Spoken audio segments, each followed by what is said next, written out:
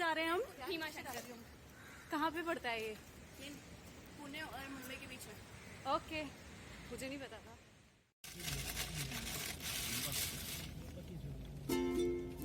शोभना, बोलिए। भूख नहीं लगी तुम्हें ये देख के? यार मेरे को लग रही है।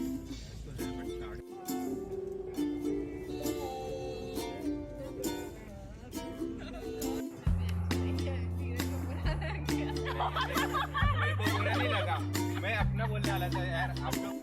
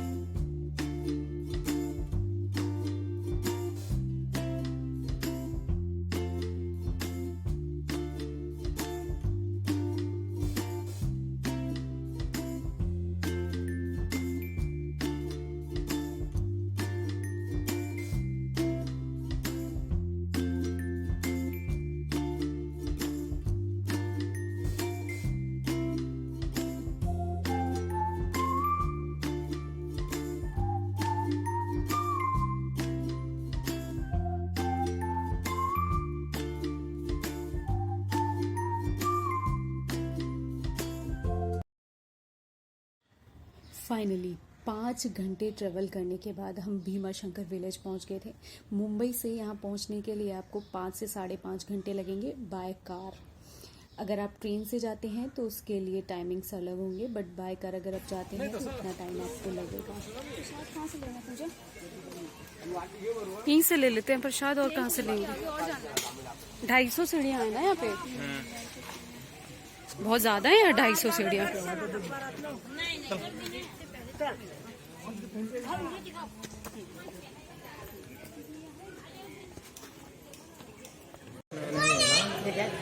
इधर इसमें हो गया सब ना? 50 है ना? नहीं 100 वाला। ये सारी जड़ी बूटियाँ किस काम आती हैं ये? वजन चर्बी कमी होती चाहिए। होते, सॉरी, चाहिए, वो उस पे चाहिए, लिखा हुआ है। तुम ले लो अभिलाषा। क्या है? वजन चर्बी कमी नहीं, हमें नहीं कम करनी। हम ऐसे ही खुश हैं। थोड़ा ऐसा खड़े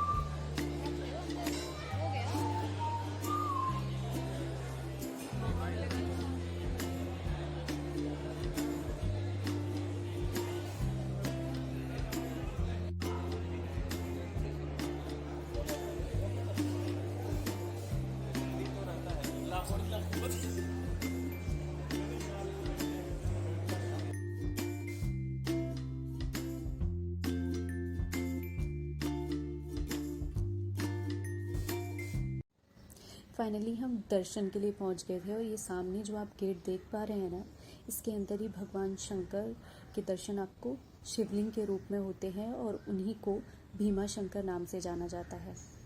अगर आप देख पा रहे होंगे तो वहाँ आपको शिवलिंग के दर्शन हो रहे होंगे। ये मिरर लगा था शिवलिंग के जस्ट उस सामने, तो वहाँ से मैंने ये क्लिप ली थी ताकि आप सब लोगों को मैं दर्शन करा पाऊँ। बहुत प्यारे दर्शन हुए थे। रश तो था बट फिर भी इन लोगों ने इंतज़ाम इतना अच्छा किया था कि बहुत प्रॉब्लम नहीं हो रही थी। बहुत अच्छे से और बहुत आराम से दर्शन हुए। हम लोगों ने शिवलिंग का अभिषेक भी किया था जल से, और हम प्रसाद वगैरह, कुछ फूल वगैरह और नारियल वगैरह लेके गए थे जो हमें प्रसाद की थाली में मिले थे। वो आप ले सकते हैं वहाँ से, बाहर सब कुछ मिलता है। और ये पूरा ऐसे बैठने के लिए बना हुआ था, तो यहाँ पे हम थोड़ी देर बैठे भी थे। बहुत अच्छी वाइब्स थी, इतना अच्छा फील हो रहा था। इतना दूर ट्रैवल करने के बाद में यहाँ जाके एक सुकून मिला था।